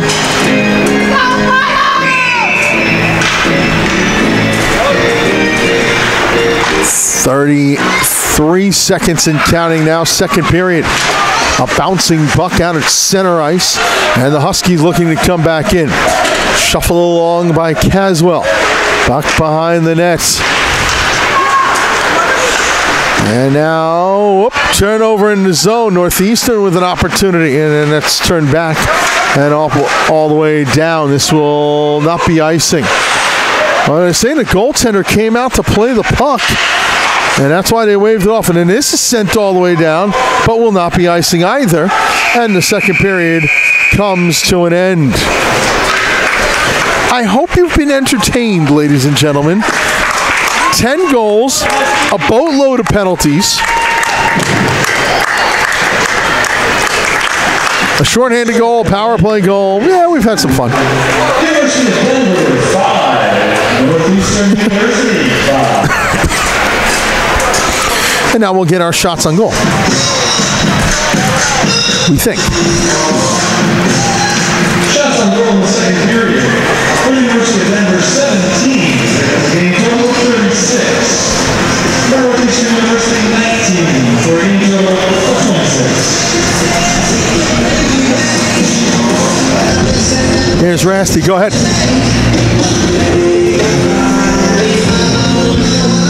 Rasty McGibbon with Denver, head coach Dean Clemens. 7 goals scored in that second period. Is this the type of pace that you guys like? Yeah, I think it bodes well for our team. Our guys can shoot the puck pretty well, and we're getting to the front of the net and getting dirty. So, you guys were only able to score 3 yesterday, and you have already topped that tremendously. Tell me about the goal scoring for you guys.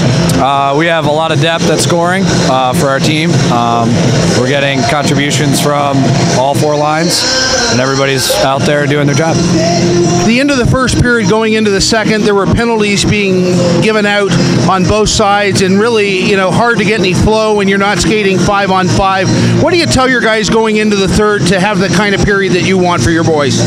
Just focus on the things that we can control. The refs are going to call what the refs are going to call, and I love my guys. I love my little dudes out there. They're my guys, and that's all I got. Very good, Coach. Thanks for this. Good luck in the next 20. Thank you very much. We'll take a timeout. Well, if the third period is anything like the first two, buckle up, folks. You're in for a roller coaster of a ride.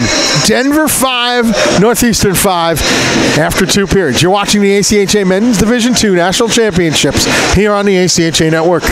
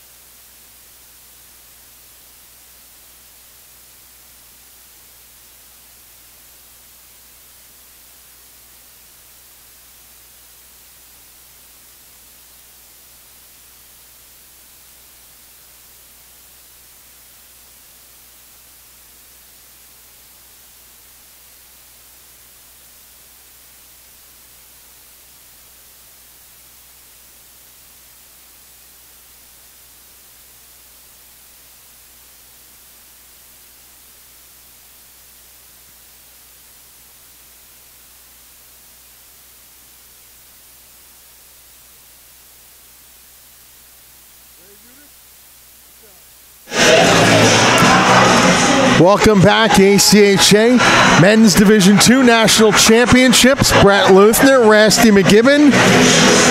5-5 after 2.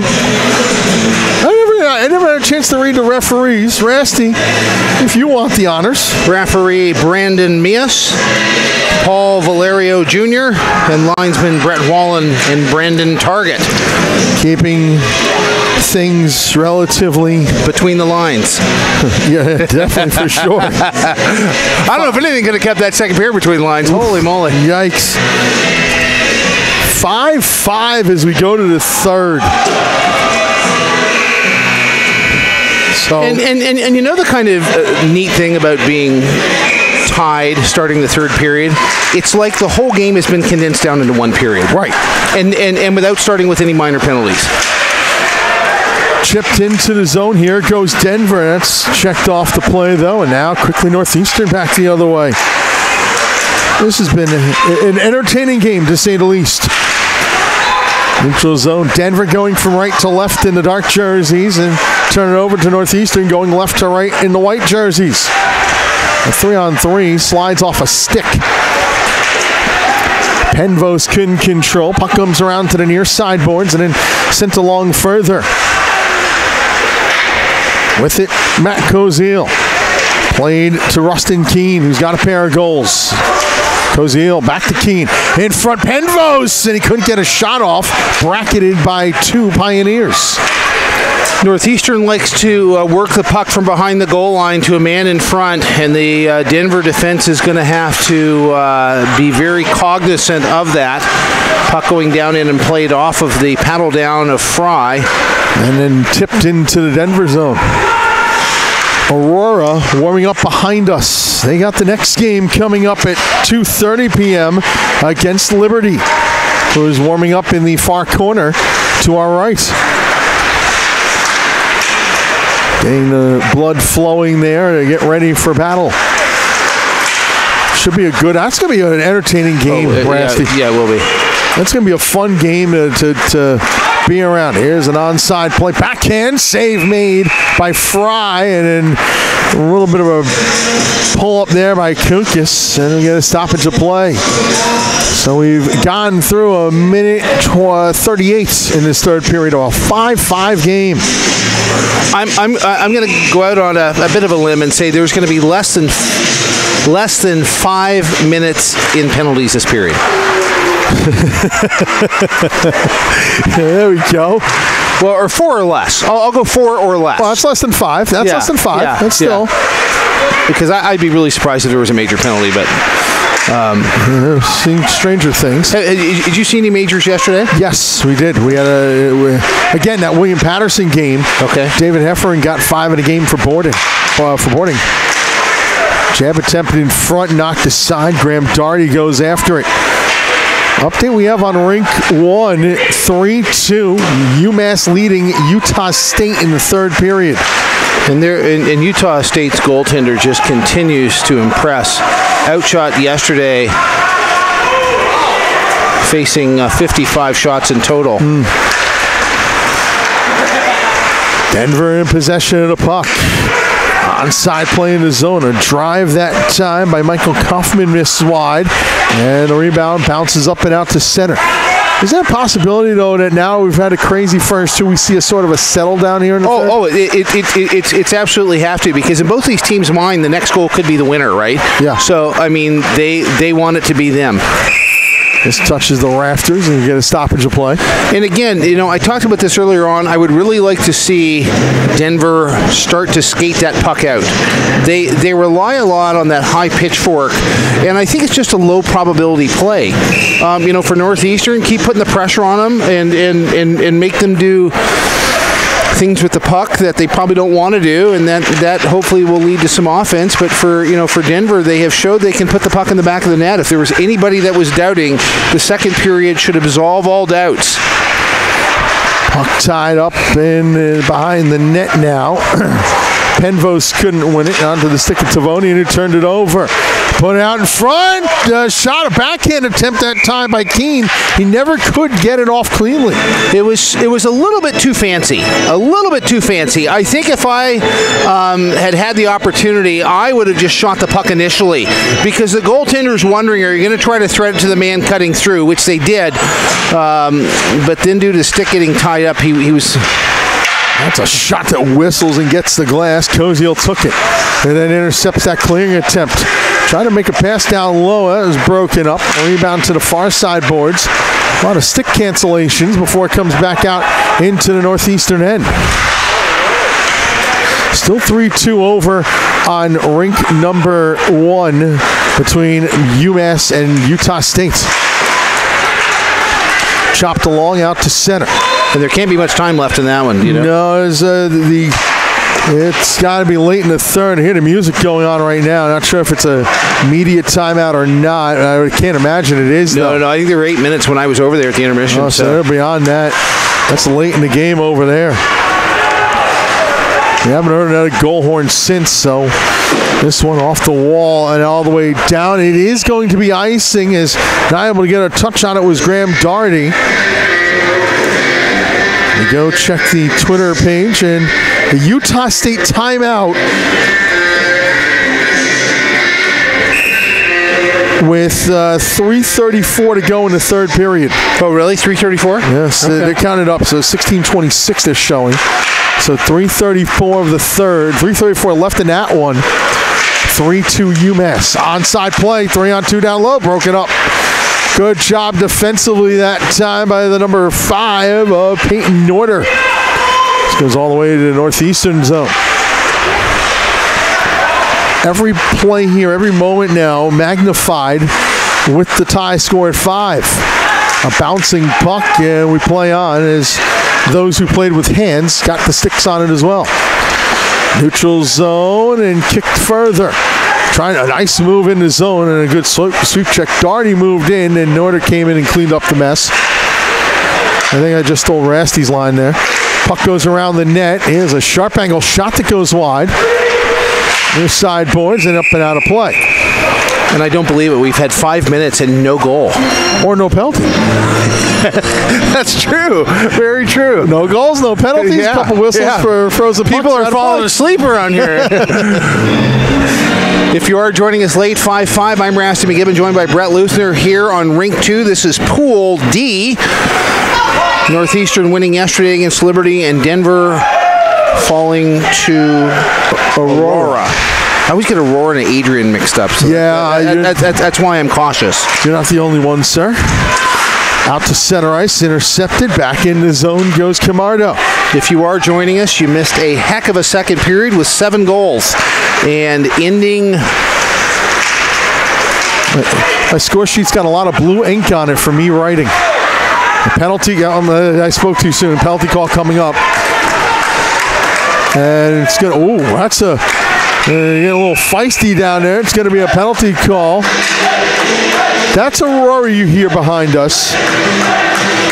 Into the penalty box goes Garrett Harhanessian for a hook. Northeastern had the opportunity there to get the 6th skater out and really break out of their own zone. And I don't know why they threw it. It went across the blue line, across the center ice line, and even down into the Denver before it was picked up by Denver, with the stoppage in play. So off the tie-up, 5:41 time of the penalty. On the power play goes Northeastern. They are 1 for 4. Scott threw a screen, score!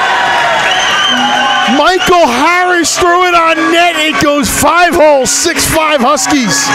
And it only took 16 seconds. And I talked in the second period about at this level of play, you're either going to have bodies or deflections to beat these goaltenders. And they had bodies. And it beat Medeiros 5-hole. Lots of time left.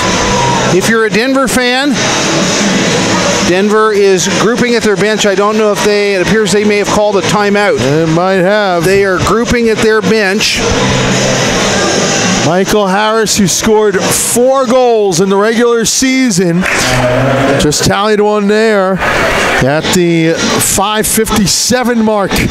And you see Dean Clemens calming his guys down. Denver, who led a lot of the second period, with Northeastern tying it just before the intermission,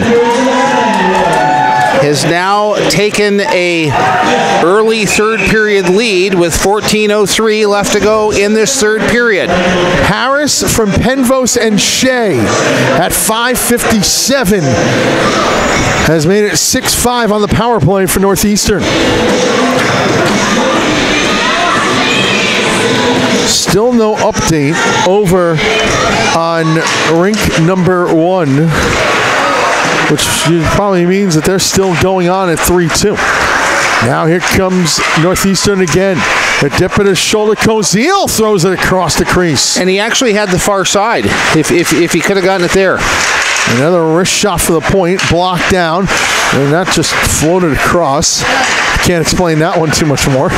Shot for the point is knocked aside by the goaltender Medeiros.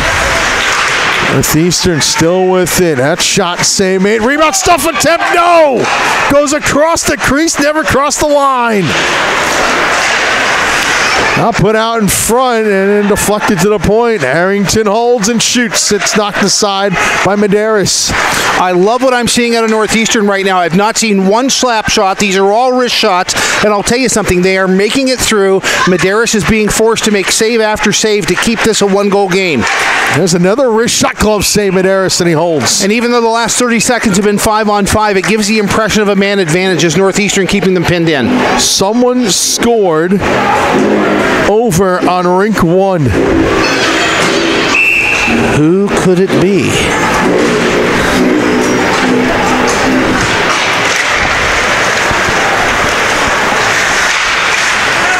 We'll find out in a second. In front, score! Another goal for Northeastern. And that 7-5. That puck was ripped from about 20 feet and beat him high stick right in that corner.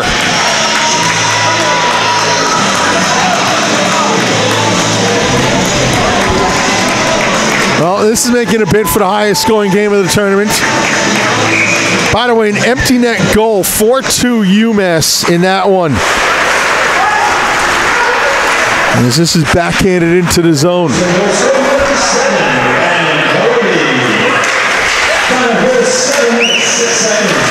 Doherty at 7:06. Making it now 7-5 Northeastern.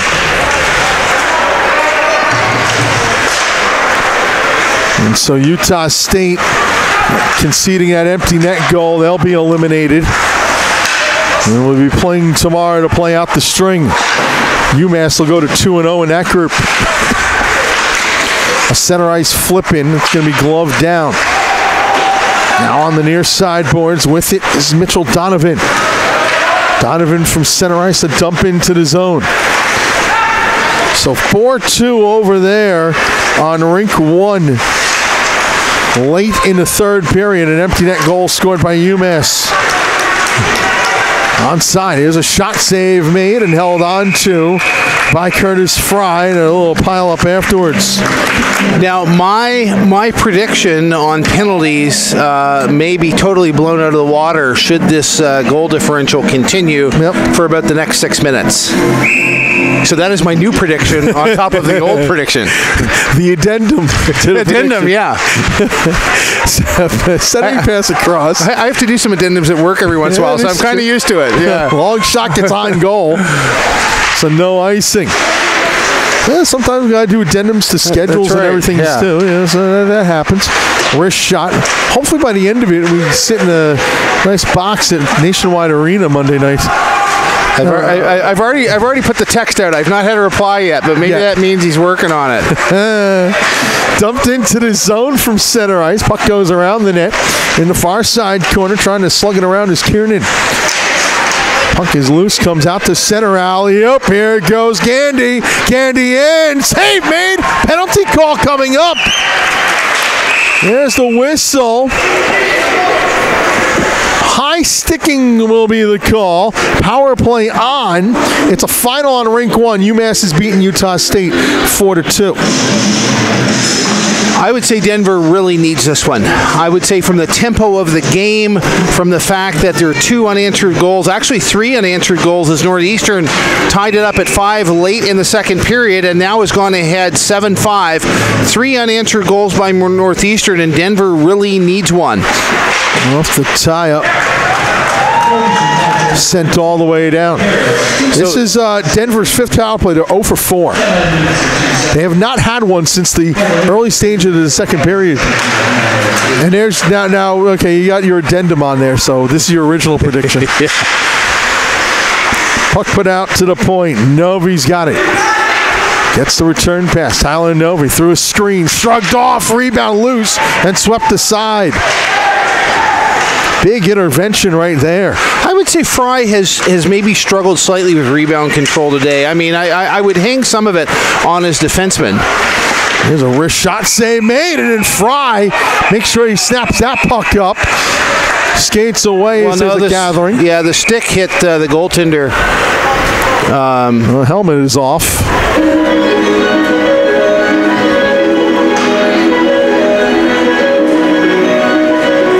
I don't know if someone's going off there. Let's see. There's going to be a high sticking call. They're going to be matching minors, I believe. Yeah, going to be coincidentals. And you know what? That's a good call by the official. I don't think that you could let that high stick go with the goaltender getting right in the face. And here's the thing. That call may be a bit of an investment for what you want to set the tone for the last 10 minutes of this period so that things don't get really nasty. Because those are coincidentals, that will leave us at 5-on-4, and that is 10-15 to go in the third. Man advantage for Denver, and Denver cannot take an equalizing penalty. This one down, breakaway to move, and Deke score! Tucked it in under the crossbar, Tyler Hill. 8-5 on the shorty. 10:04 to go in the third, and it's the second shorthanded goal of this game. One for each team.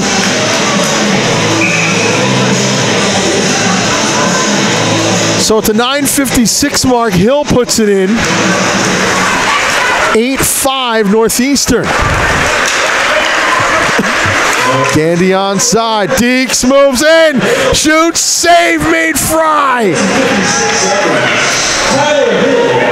Hill unassisted at 9:56. To the blue line, but not out. And then this will be cleared to the blue line, and again not out. Denver keeping it in. Trying to move around Kaufman. Put down low, score! Sharp angle shot, power play goal. It's 8-6. Holy cannoli.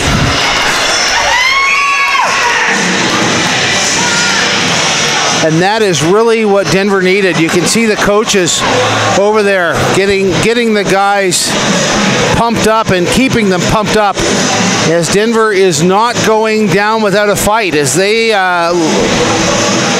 down by 3 with 4 unanswered goals, and now they have responded. Immediate timeout. Wait, not yet. And there's a goalie change. No, somebody got a penalty. It's going to be a penalty on Northeastern, which is going to give Denver another opportunity. Wow. And you know, with the pace of scoring, Denver cannot really afford to lag behind by 3 goals. So I would say that they really need to get one on this additional. We got an immediate timeout here. We'll take it. 9:42 to go in the third. 8-6 the score in favor of Northeastern. The 2018 ACHA National Championships are brought to you by the Columbus Blue Jackets. For tickets and more, visit bluejackets.com. R-Bar, the official ACHA 2018 Nationals post-game hangout and best hockey bar in Columbus. And by the Greater Columbus Sports Commission. Columbus has no off-season.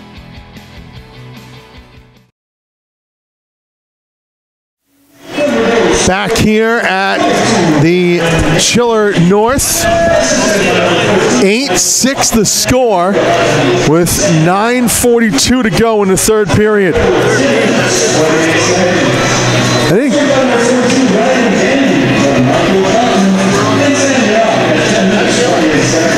Gandy gets the goal.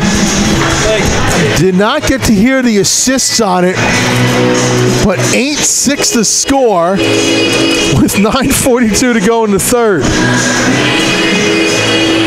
And I did not hear what the penalty was. Were you able to? No, I didn't hear what the penalty. I don't think they've announced it yet. I saw the get teed up, so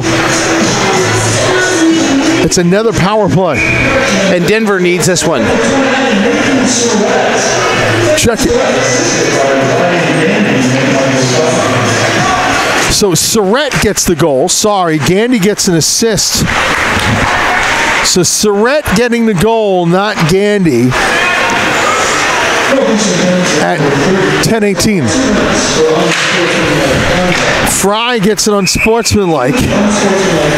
And that's another power play for Denver, who has scored on the power play. They're 1 for 5. So each team scored a power play goal and a shorthand. Oh, I'm sorry, Northeastern's got 2 power play goals in 5 attempts. Denver's got 1, and they both scored a shorthanded as well. And it's 8-6, and now the next goal in this game will mark the highest scoring game of the tournament. Because William Patterson and Adrian were 8-6 yesterday. Were they really? Okay. Yep. Pioneers won that one. There's an onside play. The move in. The dip around now for the number 15, Brian Desmond. Then front save made by Fry, and he holds on. I think for Denver, I think they've got to up the ante a bit, and they have just got to shoot more. I like the wrist shots from the point. You saw them from Northeastern earlier, and even though it was a 5-on-5 situation, they were able to generate a lot of scoring opportunities. Denver needs to work their point men. Northeastern down in that compact box. The point man, the closest man is 20 feet away. This one comes out to center. And then back in. I got to worry about getting a cameraman on rink 1 possibly. People all over the place. Sean Bradley may be trading out and going over to rink 1 until I can get there. I don't know. This game's a long way from being over. 9:15 to go in the third. 8-6 the score. Drop pass is broken up, then gathered once more. Move in. There's a shot, same in, and Fry knocked the net up, and it stood on its peg. It almost gave the impression that the puck blew the net off its mooring, but it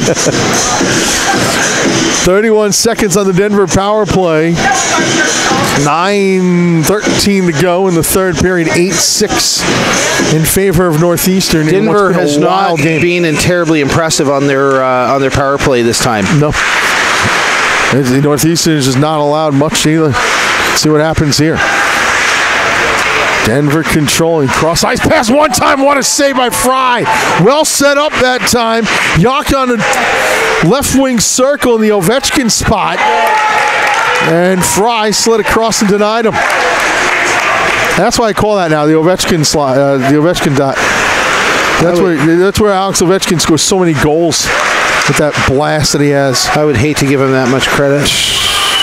Yeah, unfortunately you have to. When he sits there, nobody pays attention to him. It's his spot. It's probably because he's missing a front tooth. Onside play here. It could be. Score! Sharp angle shot and another one. Northeastern's got a 3-goal lead. And there is your high score. I'll put the new high score on the board. Rustin Keen's got 3. So have we had 5 goals this period as well? We were 5-5. Yep, we had 5 in this one.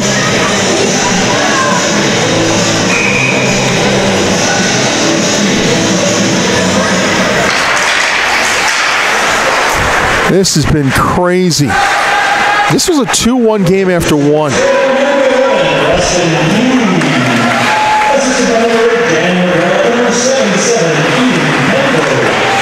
Assists to McGrath and Penvose at 12:43. And a cover up. So that goal again, Keene from McGrath and Penvose at 12:43. 9-6 Northeastern.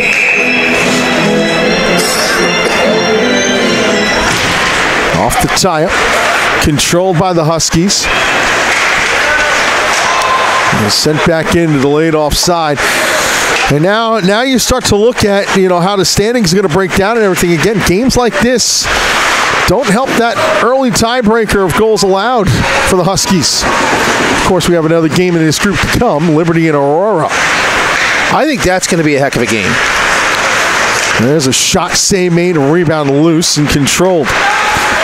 And now out comes Denver into the Northeastern zone, and then that puck picked up by Camardo. Camardo spins, and out come the Huskies once more. Center ice tie up. Northeastern has it. A flip back into the zone. So your addendum, by the way, we've had 10 minutes in penalties in this period. Yeah. And a bit on some rough stuff in front of the net, so not totally a surprise. Bouncing. I mean, I think for Denver now, you got to pull out all the stops. You got to start pinching the defenseman. You just got to throw the puck down. If they can score 2, then you try to get 1 there at the end. And you know what? They've shown they can score very quickly and very surgically. So it is not out of the realm of possibility. Northeastern scored the first goal, 2:19 in. Denver tied it a minute 52 later. Excuse me.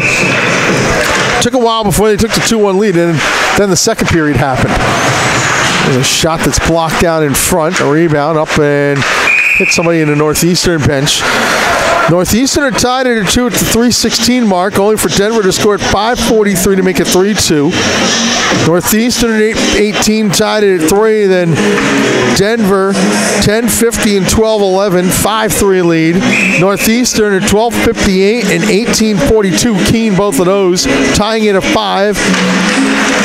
Then in this period, there's a nice blocker save. Rebound loose and another save by Fry, and he holds on. And I'll tell you, Denver needs to get bodies in front of Fry. He is such a big goaltender. He takes up so much of the net when he's down in that butterfly position. You need to get traffic in front of him. In this period, Harris at 5:57, Doherty at 7:06, Hill at 9:56, shorthanded. Surratt at 10:18 pulled 1 back for Denver, but then Keene at 12:43. 5 more in this period. Northeastern scored 4 in the second and 4 here in the third. Now that's another thing to look at too. They busted it open. Well, they scored 3 in the whole day yesterday. There's an onside play. A wrist shot. Just missing the near corner. That time was Brian Shea. And I'll tell you, they're really trying to work the corners on him. But you know what? They've had success there. Yeah. 9-6 if you're just joining us late in the third period, 4:50 left to go. I'm Rasty McGibbon. Beside me, Brett Luther. This is the first game of day 2 in pool play. This is Pool D action. Denver Pioneers and Northeastern University Huskies. Something tells me if this holds up, there'll be a conversation with a Mr. Rustin Keene after the game. Yeah, did it come out of his own? They're saying something on the ice. How many points did Mr. Keene have? He's got 3 goals today. Wow. It's hard to whip the hats out with the netting anymore, right? Yeah. Just good. I mean, Ian Penvose has 3 assists that I see. So, that's sad as well, as this one goes behind into the Northeastern zone. Stick handling around, moving it further is Kiernan. Kiernan tried to put back out in front, couldn't do so. The tie up along the boards. Still the battle ensues in that corner. The centering pass out in front, gloved, or knocked aside, I should say, by Fry. Rebound slugged along the boards, and out will come the Huskies. Keene passes it along to Koziel. Koziel moving in. Koziel then going around the net, gets pinched off there. And Denver trying to skate out to the neutral zone and will. Center ice dumping, yeah. One thing for Northeastern, they can't get two men pinned in deep in the zone. They got to play a conservative style of offensive hockey and really just one guy in deep, one forechecker when Denver picks up. The second guy has got to come out and join the other forward there at the blue line. The defensemen both at the red line, anticipating Denver coming out. Well, battle going on right in front of the Denver bench. Penvos tied up with York. Onside play, the move in for Kaufman. Tied up in the corner, some bodies being bumped. Puck moved along. Denver throwing the bodies now. Partially in frustration. There's a leak out pass, a one-on-one the other way. A rising shot off the glass, I should say. Doherty with the opportunity. Rasty gets to wait until the buzzer goes off before he goes down due to handshakes. Now, a little shoving match. Puck comes out to center. And Gandy a little frustrated. Yeah, big hit along the boards and a penalty call from it. And some more pushing and shoving afterwards.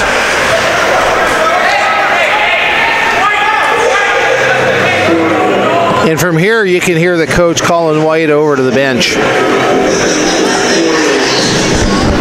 Into the penalty box. Oh, there he goes.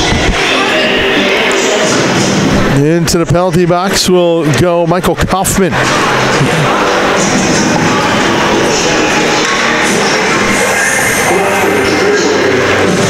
Time of the penalty, by the way, is... and interesting, you can actually see the referee. He has the player by the back of the pants talking to number 22 from Denver, Ryan Gandy. And I think... probably giving them the instruction that he does not want to call any more penalties in the last 3 minutes of this period, but you would prefer. So Northeastern's decided to skate 4, and now the fifth man is going to come out, and I would have probably just dropped the puck, to be honest with you, and let them sort it out themselves. But well, Penville's will get kicked out of the circle now. I don't know. See, I was smart by the linesman because Penvos decided to switch as this gets cleared down. Penvos was in at the center spot and changed at the last moment. And the linesman was like, well, okay, you just kick yourself out of the circle, so I'll conduct the face-off now. Yeah. Because some teams will do that. They'll all of a sudden slide a winger in just so he can get kicked out and the regular center takes it. Pass goes across the crease, but this time our linesman just decided, all right, you'll take care of it. You policed yourself. Then front score on the doorstep. Power play goal. Ian Penvos slams it home. 10-6 Northeastern. 30 seconds is all it took. Kind of a dribbling pluck in from the point, but it did appear to catch Medeiros off guard and beat him on that lower left leg pad in between the toe and the goalpost. And this is a 10-6. 1 goal scored in the first by Northeastern, 4 in the second, and 5 in the third. That's held on to.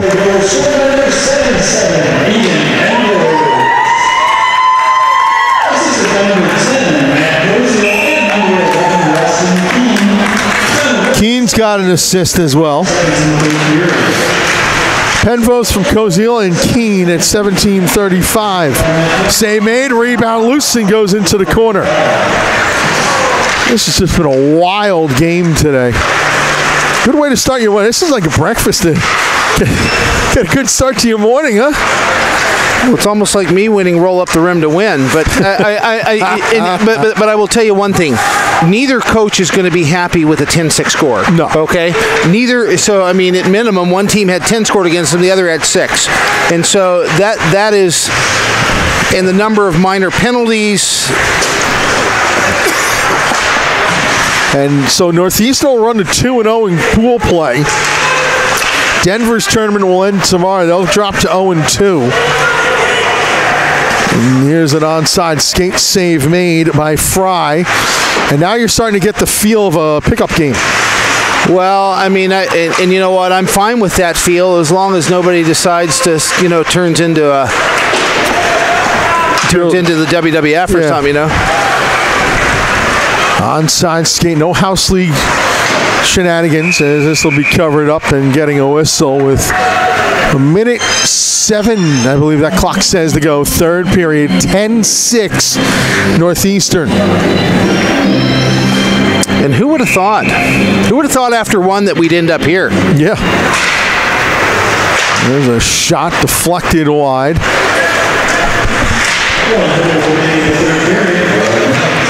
Back for it now is Norder.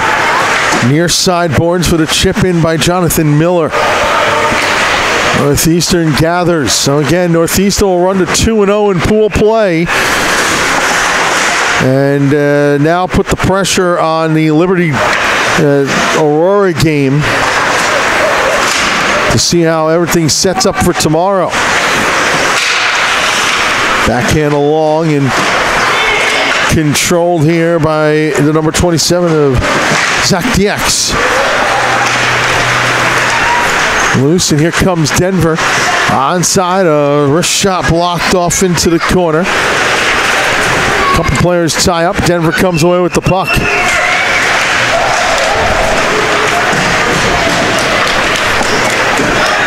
Final seconds tick away. A hat trick by Rustin Keene, along with an assist, helps Northeastern run to 2-0, a 10-6 win over Denver. Final score, Northeastern University 10 and University of Denver 6.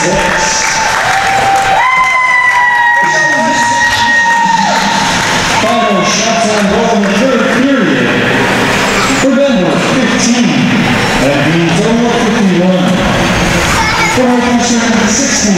And Minnesota, 42.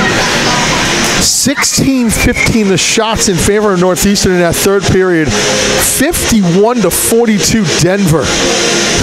So neither coach will probably be happy with that output. But the end result, a 10-6 final score line in favor of Northeastern. And they run, as we said, to 2-0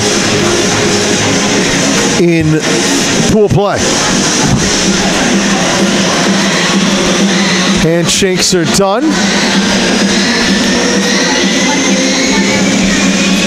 Rasty McGibbon seeking out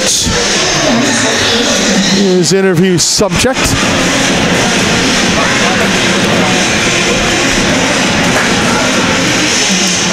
Here's Rasty down at ice level, and he's got Rustin Keene. Rasty, take it away.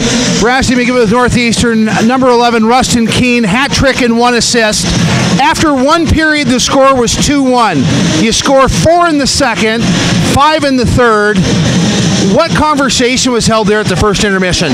You know, I think we didn't come out ready. I think when we went in after the first, everyone was pretty upset. We knew that wasn't our best period. There was a lot of penalties, so that was kind of out of our control. But I think we zoned in, buckled down, going into the second and third. I think that was the difference there. You know, a lot of times coaches wouldn't like a game that has 16 goals scored in total. Yesterday against Liberty, there was a 3-2 match. What do you think just about the volume of goals that we saw today?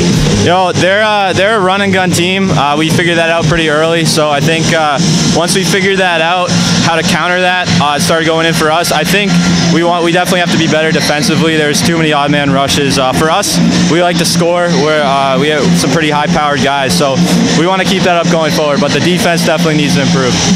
We like to score, coming from a man that had 4 points today. Is that one of the biggest games of your college career? Yeah, that was a good one. I was on a dry spell, so hopefully this breaks me out going forward. Anybody you want to say hello to at home? Yeah, my mom, my sister, my dog. And your dog. Very good. Well, congratulations and good luck tomorrow. Thank you. Now we'll send it back up to you, Brett. Thank you very much, Rasty. Once again, our final score, Northeastern 10 and Denver 6. 6. Northeastern 2-0 now in pool play. Their game tomorrow against Aurora will be to advance to the national semifinal for sure. Aurora and Liberty starting at 2 p.m. here. Denver drops 0-2 in pool play. Their game tomorrow will finish out their national tournament schedule. For everyone here at the Ohio Health Chiller North, and for my broadcast partner, Rusty McGibbon, my name is Brett Luther. Thank you for watching this presentation of the ACHA Men's Division II National Championships here on the ACHA Network. 2 p.m. Liberty and Aurora right here on Ring 2. Until then, or 2:30, I should say. Until then, have a good afternoon, everyone.